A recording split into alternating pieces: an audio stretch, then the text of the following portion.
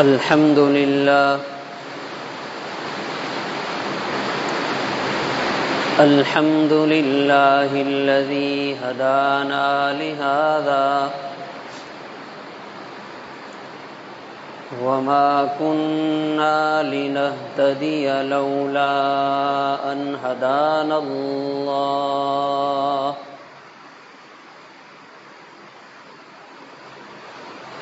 لقد جاءت رسل ربنا بالحق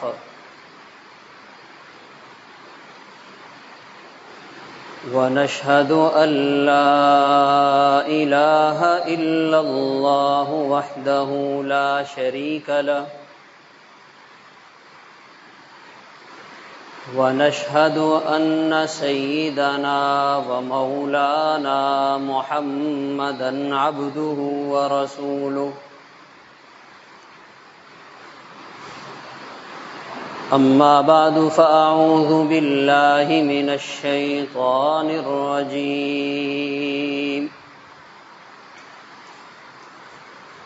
بسم الله الرحمن الرحيم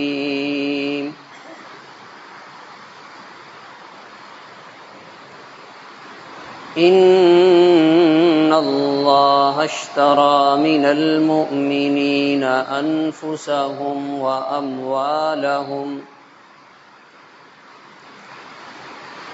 بأن لهم الجنة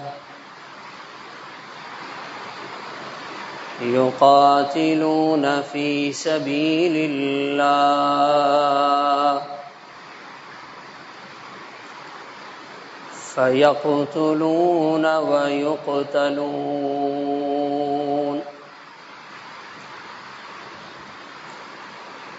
وعدا عليه حقا في التوراة والإنجيل والقرآن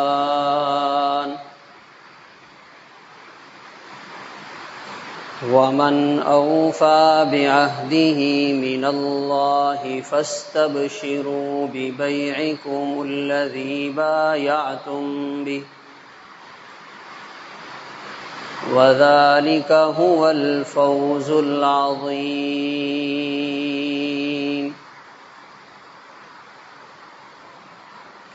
صدق الله العظيم یا ربی صل وسلم دائما ابدا على حبیبک خیر الخلق كلهم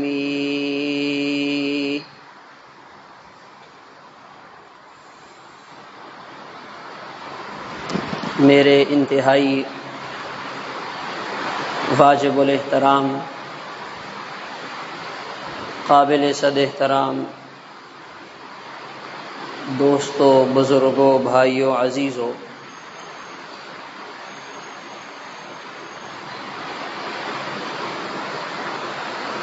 گزشتہ روز اسلام آباد میں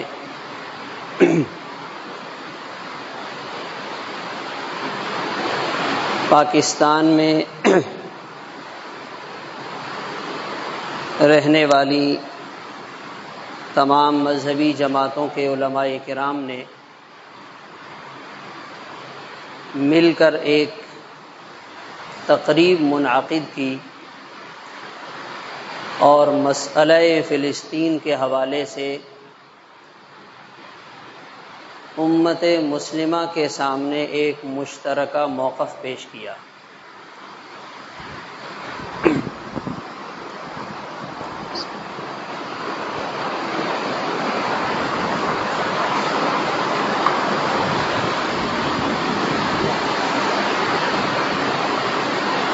جس میں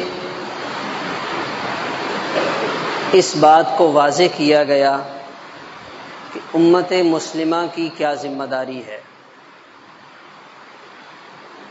عوام کی کیا ذمہ داری ہے اور حکمرانوں کی کیا ذمہ داری ہے۔ 57 اسلامی ممالک اور 2 ارب کے قریب مسلمان، ان کی فلسطین کے مسئلے میں کیا ذمہ داری بنتی ہے اور انہیں کیا کردار ادا کرنا چاہیے۔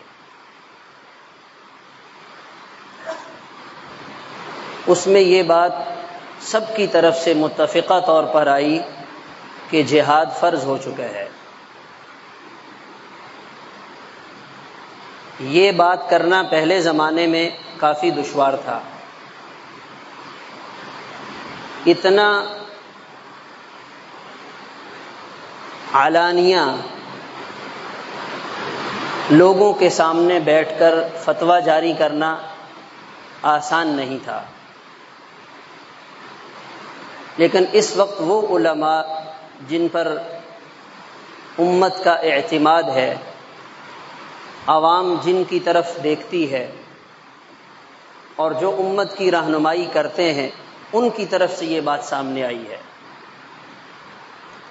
اور اس میں انہوں نے یہ واضح الفاظ میں بتایا کہ یہ جہاد کی فرضیت کا حکم سب سے پہلے حکمران طبقے پر ہے، جنہوں نے لاکھوں فوجیں اپنے ملکوں کے لیے رکھی ہیں اور اربوں کے حساب سے سالانہ اپنی عوام کا پیسہ استعمال کرتے ہیں، ان کی ذمہ داری پہلے ہے۔ اب عام آدمی جب ایسی بات سنتا ہے تو وہ پریشان ہو جاتا ہے کہ ہم جہاد کریں تو کیسے کریں۔ انہوں نے واضح فرما دیا کہ جہاد کرنا ہے تو کس نے کرنا ہے۔ ایک آدمی کو لڑنا ہی نہیں آتا، ہم اس کو کہتے ہیں آپ جہاد کریں، اور جو آدمی سالوں سے تیار اسی لیے ہو رہا ہے وہ ہم سے پوچھتا ہے کہ لڑنا میری ذمہ داری ہے۔ تو علماء نے واضح الفاظ میں اور بڑی حکمت کے ساتھ تمام پہلوؤں کو سامنے رکھتے ہوئے ایک مشترکہ موقف ہمارے سامنے رکھا۔ 57 اسلامی ممالک کے حکمرانوں کی یہ ذمہ داری بنتی ہے کہ ان پر جہاد فرض ہے۔ جب ان کی یہ ذمہ داری ہے تو ان کو پہل کرنی چاہیے۔ علماء کرام کی جو ذمہ داری تھی وہ فتویٰ دینا تھا، اور اپنی ذمہ داری کو انہوں نے پورا کیا۔ پہلے یہ ہے کہ اتنا علانیہ ایسا موقف پیش نہیں کیا جاتا تھا، پوری دنیا ہے، دنیا کے نظام ہیں، بہت سی مجبوریاں ہیں، تو فلسطین کی اس جنگ کا اللہ تعالیٰ نے آج کے دور کے لوگوں کو ایک بہت بڑا فائدہ یہ دکھایا کہ باطل نے، عالمی استعمار نے صدیوں سے اربوں ڈالر کی جو سرمایہ کاری کی تھی کہ مسلمانوں کے دل و دماغ سے جذبہ جہاد ختم ہو جائے، اللہ تعالیٰ نے ان کی اس اربوں ڈالر کی سرمایہ کاری کو ان 2 سالوں میں ضائع کر دیا۔ ان کی صدیوں کی محنت پہ پانی پھر گیا کہ پوری دنیا میں اس مقدس جہاد کی برکت سے ہر جگہ جہاد کی بات ہو رہی ہے، ہر جگہ مسلمان جنگ کی بات کر رہے ہیں، پوری دنیا میں مسلمانوں کو غیرت دلائی جا رہی ہے، امت مسلمہ سے کچھ کرنے کا مطالبہ کیا جا رہا ہے، اور یہ صرف پاکستان میں نہیں ہے، پاکستان سے باہر دیگر عالم اسلام کے علماء کرام بھی اپنی عوام سے یہ مطالبہ کر رہے ہیں، دیگر اسلامی ممالک کے علماء کرام بھی اپنی حکومتوں سے یہ مطالبہ کر رہے ہیں، اور ان کی طرف سے وقتاً فوقتاً ایسے اعلانات سامنے آ رہے ہیں کہ اے حکمرانوں اب نہیں جاگو گے تو کب جاگو گے، اے مسلمانوں اب بیدار نہیں ہوتے تو کب بیدار ہوگے۔ تو یہ مسئلہ فلسطین کے حوالے سے علماء کی طرف سے یہ بات سامنے آئی، اسی کو ہم مزید تھوڑا سا اس پہ بات کرتے ہیں۔ اپنے حالات اور امت مسلمہ کے حالات اور پوری دنیا کے حالات کا جائزہ لینے کا ایک ذریعہ وہ ہے جو ٹی وی کی اسکرین پہ دکھایا جاتا ہے. ٹی وی پر بیٹھنے والے دانشور دکھاتے اور بتاتے ہیں. اور حالات کا جائزہ لینے کا ایک ذریعہ وہ ہے جو اللہ تعالیٰ نے 1400 سال پہلے قرآن پاک میں محفوظ فرما دیا. اپنے حالات کا جائزہ لینا ہے تو یہ ہماری کتاب ہے، یہ ہمارا کلام ہے، اسے پڑھو تو تمہیں اس میں اپنی تصویر نظر آ جائے گی، تمہیں اپنے حالات کا پتہ چل جائے گا، حالات اور پریشانیوں سے نکلنے کا حل معلوم ہو جائے گا. اللہ تعالیٰ اپنے پاک کلام میں ارشاد فرماتے ہیں وَلَا تَهِنُوا وَلَا تَحْزَنُوا وَأَنْتُمُ الْأَعْلَوْنَ إِن كُنتُم مُؤْمِنِينَ. غزوہ احد کا میدان ہے، 70 مسلمان زخموں سے چور ہیں، 70 مسلمانوں کے جسم شہادت کی نعمت سے سرفراز ہو کر رکھے ہوئے ہیں اور بہت زیادہ پریشانی اور خوف کا عالم ہے. حضور پاک صلی اللہ علیہ وسلم کے چچا سید الشہداء حضرت حمزہ رضی اللہ تعالیٰ عنہ کا جسم بھی موجود ہے. کس حال میں ہے ہم تصور بھی نہیں کر سکتے. ایسی خوف والی کیفیت میں اللہ تعالیٰ بشارت سنا رہے ہیں تم سر بلند رہو گے. اب کوئی 70 لاشوں کو سامنے رکھ کر اللہ تعالیٰ سے پوچھے یا اللہ یہ جنازے کن کے ہیں، آپ کیا فرما رہے ہیں؟ تم سر بلند رہو گے. ان لاشوں کو دیکھیں یا آپ کی بات کو سنیں. ہمیں جو نظر آ رہا ہے ہمارے 70 لوگ زخمی ہیں، 70 لوگ شہید ہو گئے، اور مسلمانوں کے سپہ سالار، مسلمانوں کی قیادت کرنے والے محمد الرسول اللہ صلی اللہ علیہ وسلم بنفس نفیس زخمی ہیں، اور آپ فرما رہے ہیں وَأَنْتُمُ الْأَعْلَوْنَ، تم سر بلند رہو گے. یا اللہ ہمیں تو سمجھ میں نہیں آ رہا، مگر قرآن ہے، اللہ کا پاک کلام ہے، جو فرما دیا وہ حق اور سچ ہے. ایسے حالات میں مسلمانوں کو حوصلہ دیا جا رہا ہے، ایسے حالات میں مسلمانوں کی ہمت بڑھائی جا رہی ہے، ایسے ماحول میں مایوسی کو ختم کیا جا رہا ہے. وَلَا تَهِنُوا وَلَا تَحْزَنُوا وَأَنْتُمُ الْأَعْلَوْنَ إِن كُنتُم مُؤْمِنِينَ. اگر تم ایمان والے ہو تمہیں کم ہمت ہونے کی ضرورت نہیں ہے، تمہیں پریشان ہونے کی ضرورت نہیں ہے، بزدل بننے کی ضرورت نہیں ہے. ایک اور منظر ہمارے سامنے قرآن رکھتا ہے. مدینہ منورہ کی اتنی آبادی نہیں ہے جتنا بڑا لشکر مدینہ کا گھیراؤ کیے ہوئے ہے. 10,000 کی تعداد میں جنگجو ہتھیاروں کے ساتھ آ گئے. مدینہ کی کل آبادی بھی اتنی نہیں ہے، اور کس ایجنڈے پر آئے ہیں؟ ہم مسلمانوں کا نام و نشان ختم کریں گے. قرآن نے وہ منظر بھی بتایا. اذ جاؤکم من فوقکم ومن اسفل منکم. کچھ حصہ ایک طرف سے آیا، لشکر کا کچھ حصہ دوسری طرف سے آیا. وَإِذْ زَاغَتِ الْأَبْصَارُ وَبَلَغَتِ الْقُلُوبُ الْحَنَاجِرَ. نگاہیں اپنی جگہ سے ہل گئیں، دل اپنی جگہ سے ہل گئے. وَتَظُنُّونَ بِاللَّهِ الظُّنُونَ. اور اللہ تعالیٰ کے بارے میں طرح طرح کی بدگمانی میں مبتلا ہو گئے، پتہ نہیں ہمارا کیا بنے گا. هُنَالِكَ ابْتُلِيَ الْمُؤْمِنُونَ وَزُلْزِلُوا زِلْزَالًا شَدِيدًا. قرآن نے اس خوف کو ان الفاظ میں بتایا کہ مسلمان سخت آزمائش میں آ گئے اور مسلمانوں پر بڑی مصیبت آ گئی. ان حالات میں جہاں مسلمانوں کے بچنے کا کوئی امکان نہیں تھا، حضور پاک صلی اللہ علیہ وسلم حوصلہ دلا رہے ہیں. کیا فرما رہے ہیں؟ خندق کھودی جا رہی ہے، اپنے ہاتھ میں ہتھوڑا ہے، اور آپ صلی اللہ علیہ وسلم نے ضرب لگائی ہے، اور اس ضرب سے چنگاری نکلی ہے، اس سے روشنی نکلی ہے، اور آپ نے فرمایا اللہ تعالیٰ نے مجھے کیسر کے خزانے دکھائے ہیں اور یہ میری امت کے قدموں کے نیچے آئیں گے.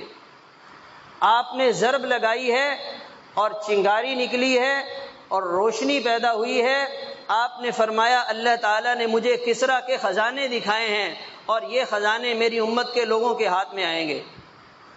ایک طرف خوف کا یہ حال ہے کہ چاروں طرف سے دشمن نے گھیرا ہوا ہے، اور دوسری طرف سے حوصلہ افزا بات یہ ہے کہ تم تو کیسر و کسریٰ کو بھی فتح کرو گے۔ اب کوئی ہمارے جیسا ہوتا تو وہ یہی سوال کرتا کہ یہاں تو کھانے کا مسئلہ بنا ہوا ہے، یہاں تو نماز پڑھنے کی فرصت نہیں مل رہی اور آپ کیسر و کسریٰ کو للکار رہے ہیں، کیسی بات کر رہے ہیں؟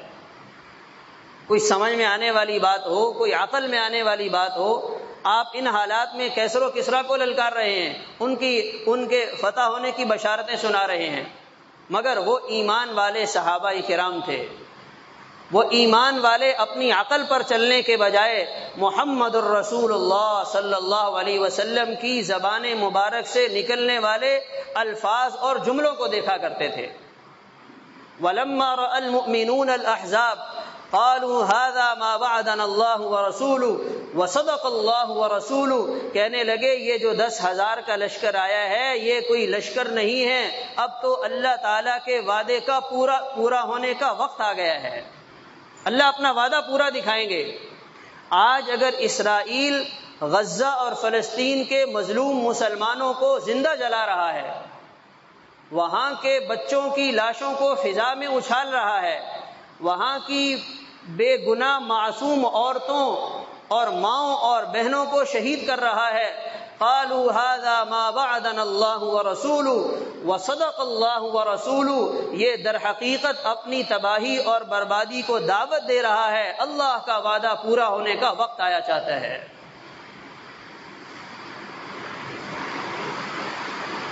اللہ تعالیٰ اپنا وعدہ پورا فرمائیں گے۔ 10,000 کے لشکر میں اللہ تعالیٰ نے اس چھوٹی سی جماعت کو کیسے کامیاب فرمایا؟ غزوہ احد میں 70 لاشیں اٹھانے کے بعد مسلمانوں کا حوصلہ کیسے بلند ہوا؟ اللہ تعالیٰ نے ان مسلمانوں کو کیسے عزتیں عطا کی ہیں؟ 1400 سال گزر گئے، اسلام آج بھی زندہ ہے، مسلمان آج بھی موجود ہیں۔ سیدنا عمر رضی اللہ تعالیٰ عنہ کے زمانے میں ایک وفد باہر سے مدینہ منورہ آیا، کسریٰ کے بادشاہ کا نمائندہ اس میں موجود ہے، اور آ کر کہنے لگا ہم تمہارے مسلمانوں کے امیر سے ملاقات کرنا چاہتے ہیں۔ ملاقات ہو جائے گی، کہاں ملیں گے، کیسے ملاقات ہوگی؟ سیدھا چلے جائیں، وہاں ایک درخت کے نیچے ایک آدمی لیٹا ہوگا، اس کے سر کے نیچے تکیہ نہیں تو اینٹ نظر آئے گی، اور کوئی محافظ اور چوکیدار بھی نہیں ہوگا، اور وہ وہاں آرام کر رہے ہوں گے، وہ ہمارے امیر ہیں۔ اب یہ کہہ رہے ہیں کہ تم ہمارے ساتھ مذاق کر رہے ہو، ہم امیر المؤمنین سے ملنے کے لیے آئے ہیں، مسلمانوں کے حاکم سے ملاقات کرنے کے لیے آئے ہیں، تم کہاں بھیج رہے ہو؟ ان کا کوئی محل ہوگا، ان کا کوئی پروٹوکول ہوگا، ان کے ساتھ کوئی بڑا دستہ حفاظت کے لیے ہوگا، ان سے ملنے کے لیے 10 جگہوں سے چیکنگ کے بعد گزرنا ہوگا، آگے جا کر ملاقات ہوگی۔ کہنے لگے ہمارے ہاں ایسی کوئی چیز نہیں ہے، ہم ان تکلفات میں نہیں پڑتے۔ جب وہاں گئے تو دیکھا امیر المؤمنین ایک درخت کے نیچے لیٹے ہوئے ہیں اور سر کے نیچے اینٹ ہے اور آرام فرما رہے ہیں، تو یہ وفد انہیں دیکھ کر کہنے لگا اللہ کی قسم ان کا نام سن کر ہمارے بادشاہ اپنے محلات میں خوف زدہ رہتے ہیں۔ یہ مسلمان تھے، یہ ایمان والے تھے، یہ اللہ تعالیٰ نے انہیں عروج عطا فرمایا تھا۔ حضرت عمر رضی اللہ تعالیٰ عنہ فرمایا کرتے تھے انا کنا اذل قوم اعزنا اللہ بالاسلام، ہم تو گرے پڑے لوگ تھے، اللہ تعالیٰ نے اسلام کی برکت سے ہمیں عزتیں عطا فرمائی ہیں۔ ہم تو گرے پڑے لوگ تھے، ایمان کی برکت سے اللہ تعالیٰ نے ہمیں عروج عطا فرمایا ہے۔ بڑے بڑے بادشاہوں کے دربار میں ایمان کے ساتھ، اسلام کے ساتھ، دین کے سچے پیغام کے ساتھ جایا کرتے تھے، اور کافروں سے ذرا برابر بھی مرعوب نہیں ہوتے۔ تو اللہ تعالیٰ نے ان حالات کی تصویر 1400 سال پہلے بتلائی. وَلَا تَهِنُوا وَلَا تَحْزَنُوا وَأَنْتُمُ الْأَعْلَوْنَ إِن كُنتُم مُؤْمِنِينَ. تم ایمان والے بن جاؤ، اللہ تعالیٰ تمہیں ہی سربلند رکھیں گے. اب یہ باطل کی ہم پر ایسی محنت ہوئی، باطل نے ہم مسلمانوں کی ایسی ذہن سازی کی، 57 اسلامی ممالک کا حکمران ان لوگوں کو بنا دیا جن کے پاس یہ نہیں ہے. ٹینک بھی ہیں، ہتھیار بھی ہیں، مال و دولت بھی ہے، وسائل بھی ہیں، دنیا کی بہترین جگہیں بھی ان کے پاس ہیں، مگر کیا نہیں ہے؟ ایمان نہیں ہے، ایمانی جذبہ نہیں ہے، مسلمانوں کے لیے ہمدردی اور خیر خواہی نہیں ہے. اس لیے ان میں آج جیسے کہا جاتا ہے کہ بھئی مسلمان ٹیکنالوجی میں پیچھے ہیں اس لیے مار کھا رہے ہیں. تو بھئی اتنی ٹیکنالوجی تو 57 اسلامی ممالک کے پاس ہے جو حماس اور غزہ کے رہنے والے مجاہدین کے پاس نہیں ہے. ان سے تو یہ چھوٹی سی جماعت 100 گنا اچھی ہے، بے سر و سامانی کے ساتھ اسرائیل جیسے دشمن سے ٹکرا گئی. اب ہم جیسے سمجھدار انہیں بھی مشورہ دیں گے، کیا ضرورت ہے کیسر و کسریٰ سے لڑنے کی؟ جیسے اس زمانے کے منافقین نے مسلمانوں کو اور صحابہ اکرام کو کہا تھا، کیا ضرورت ہے کیسر و کسریٰ سے لڑنے کی؟ ہم ان کو مشورہ دیں گے، آج کا کیسر و کسریٰ اسرائیل ہے، آج کی یہ طاغوتی طاقتیں امریکہ ہے، بھائی کیا ضرورت ہے ان کے ساتھ لڑنے کی؟ چپ کر کے ان کا ساتھ دو، جیسے کہہ رہے ہیں ویسے مان لو. اور ان کی طرف سے کتنی بڑی آفر ہے، ہم تمہارے اس شہر کو، ہم تمہارے اس ملک کو ایسا خوبصورت بنا دیں گے، دنیا سیاحت کے لیے یہاں آئے گی. محلات، پلازے، سیرگاہیں، تفریح گاہیں، بے حیائی اور فحاشی اور عریانی کا سارا سامان، ڈالروں کی بارش ہوگی، تم ہمارا ساتھ تو دو. مگر یہ ایمان والے، ان کے پاس ٹیکنالوجی نہیں ہے، ان کے پاس اتنے وسائل نہیں ہیں، دنیا ان کا ساتھ نہیں دے رہی، مگر یہ کہہ رہے ہیں حسبنا اللہ ونعم الوکیل. یہ کیا ہے؟ ایمانی طاقت ہے، ایمانی طاقت ہے. اور یہی ایمان جس نے صحابہ کرام کو پوری دنیا کا بادشاہ بنایا، پوری دنیا کو ان کے قدموں میں ڈالا. کیسر و کسریٰ کے محلات کے خزانے ان کے گھروں میں آئے، مسجد نبوی میں آئے، مدینہ منورہ میں آئے، اور وہ ان کے آنے پہ خوش نہیں ہو رہے کہ ہم نے بڑا کام کر لیا.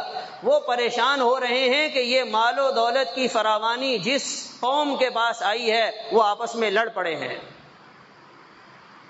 بھائی بھائی کے ساتھ لڑا ہے، اولاد اور ماں باپ میں لڑائی ہوئی ہے، خاندانوں میں لڑائی ہوئی ہے. یہ کوئی مال و دولت کا آنا، یہ کوئی سعادت کی بات نہیں ہے، بلکہ ان کا حال تو یہ تھا. مسجد نبوی میں ڈھیر لگا ہوا ہے. امیر المؤمنین سیدنا عمر رضی اللہ تعالیٰ عنہ فرما رہے ہیں، رات اس وقت تک گھر نہیں جاؤں گا جب تک یہ سارا مال تقسیم نہ ہو جائے. ان کے دلوں میں ان کی اوقات ہی نہیں ہے. ان کے دل میں کس کی عظمت ہے؟ ایمان اور یقین اور اللہ کی ذات پر بھروسہ اور اپنے دین اسلام کے ساتھ سچی وابستگی. وہ اس کے ساتھ جینے والے لوگ تھے.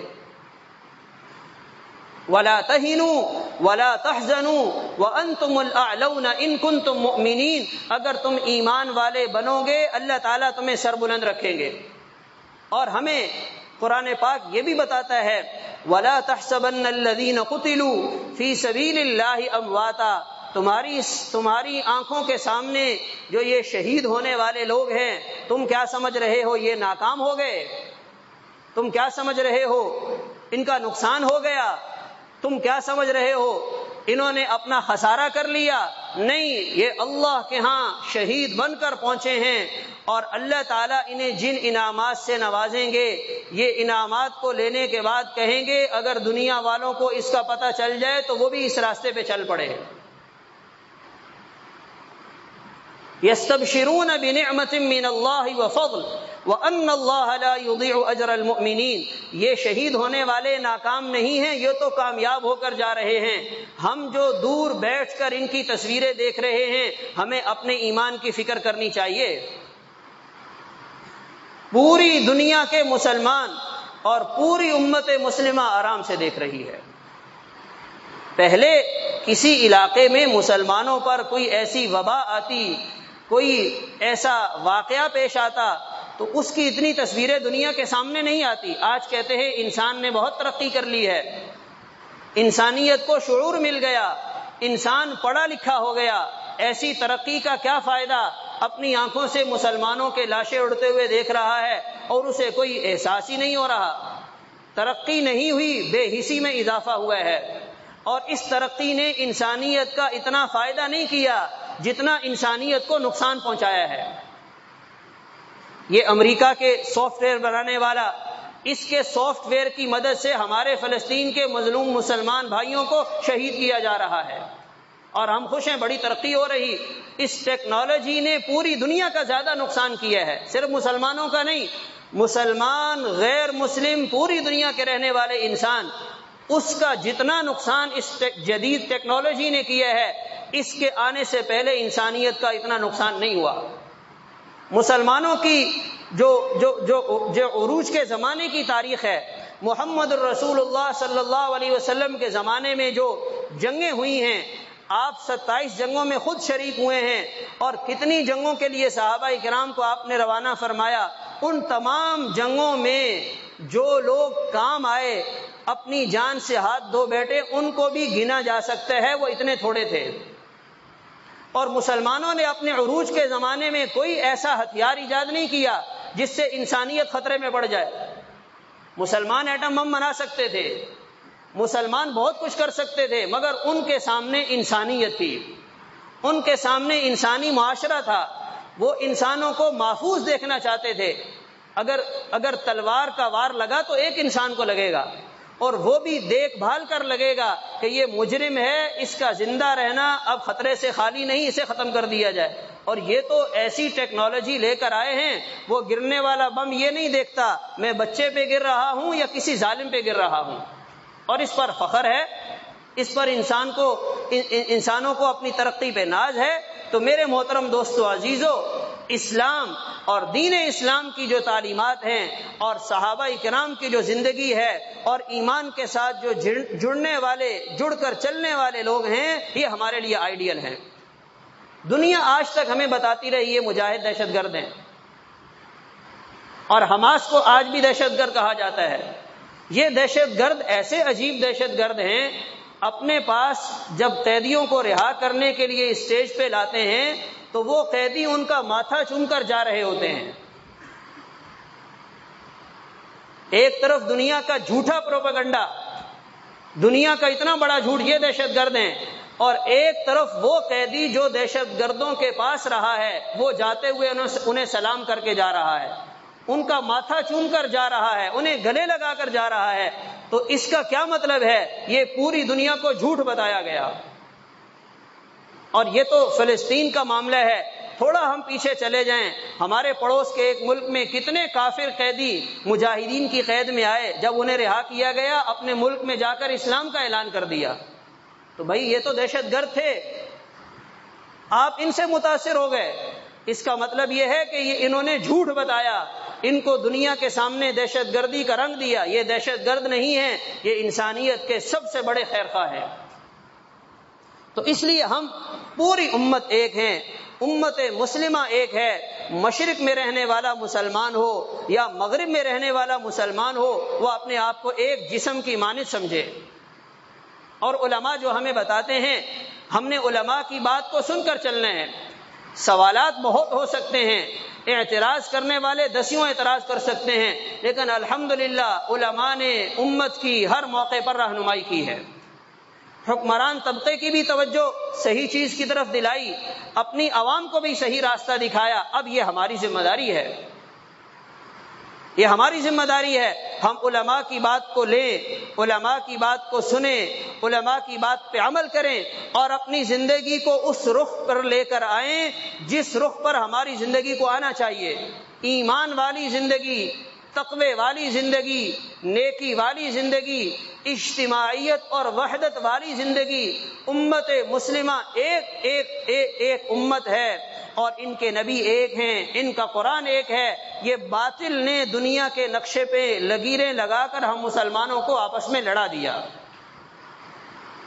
اور جب کبھی ایسا موقع آئے کہ کسی علاقے کا کوئی مسلمان حاکم منتخب کرنے کی باری آئی تو ہم یہ دیکھ لیا کریں کہ مسلمان ہے کون. جب تک ایسے لوگوں کو ہم آگے نہیں لائیں گے تو پھر وہی چلتا رہے گا جو ہمارے سامنے ہے. علماء کرام سے ہم بعض دفعہ بڑا مطالبہ کر لیتے ہیں، ان کے ہاتھ میں تو کچھ نہیں ہے. جن کے ہاتھ میں ہیں وہ کچھ کرنے کے لیے تیار نہیں. انہیں اپنی عوام کا ذرا برابر بھی کوئی خیال نہیں ہے. بس اپنی ویڈیو بنائی، تصویریں بنائی، اپنا بیان دیا اور اپنے کمرے میں جا کے سو گئے. بس 5 سال تک کمائیں گے، پھر اس کے بعد اگلی باری کا انتظار کریں گے.